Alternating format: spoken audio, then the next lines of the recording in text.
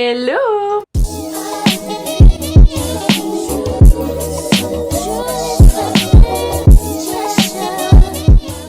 Bonjour tout le monde, j'espère que vous allez bien. Bienvenue pour l'épisode numéro 2 du tourisme à l'ère de la génération Z. Pour l'épisode d'aujourd'hui, j'ai décidé de définir ce qu'était le tourisme. De haut en bas, de long en large, j'ai décidé de définir ce qu'était ce terme-là. Aussi, pour cette vidéo-là, j'ai eu la chance de collaborer avec certains enseignants de l'ITHQ qui, eux, m'ont tellement appris.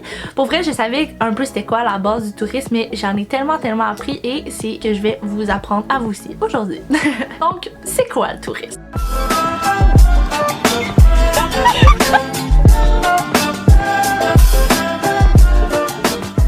Le mot tourisme désigne le fait de voyager pour le plaisir hors des aires de vie habituelles et ce, pour une durée temporaire. On parle pas pour toute la vie là. Le tourisme est défini en 5 secteurs différents et c'est Madame Dupuis qui va vous l'expliquer parce que selon moi, elle a tellement bien exprimé, alors que je vous laisse avec elle. Bon, le tourisme, en fait, il y a 5 secteurs.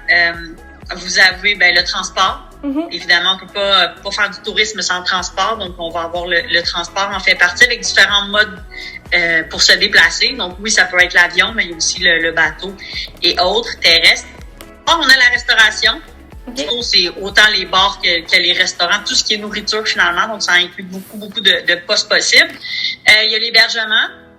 L'hébergement, c'est pas juste des hôtels 5 étoiles. Ça peut être aussi des auberges de jeunesse ou du camping. Ça peut être des gîtes, des centres de vacances pour enfants. Donc, il y en a plein. Il y en a aussi pour tous les goûts. Il y a le loisir et divertissement, donc tous les attraits touristiques, que ce soit autant les musées que des zoos. Même chose, il y en a pour tous les goûts. Ça peut être aussi des parcs, des centres historiques, en tout cas. Il y en a. Dans les services de voyage, c'est un petit peu plus complexe parce que ça inclut plein de sous-secteurs, mais grosso modo, ça va inclure tous ceux qui vont préparer le voyage, donc des agents de voyage, donc ça rentre dans le monde du voyage, mais tu as aussi les événements festivals vont rentrer dans ce secteur-là. Donc j'espère que vous avez pu en apprendre davantage sur ce que c'était les 5 secteurs. Mais maintenant, comme vous savez, moi mon projet, je m'intéresse vraiment au tourisme de Montréal. Alors pourquoi Montréal plus qu'une autre destination au monde?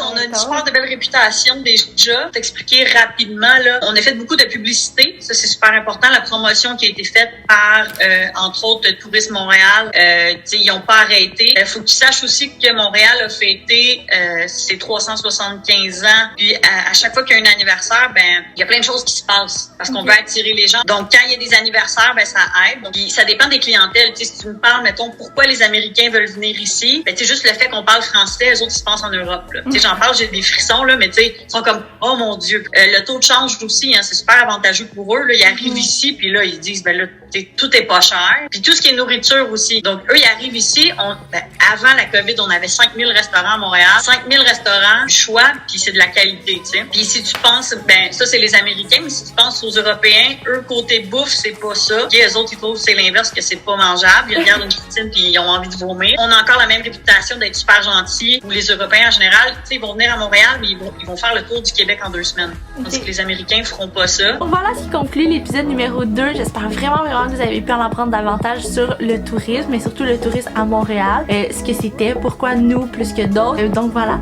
on se retrouve pour l'épisode numéro 3. Bye!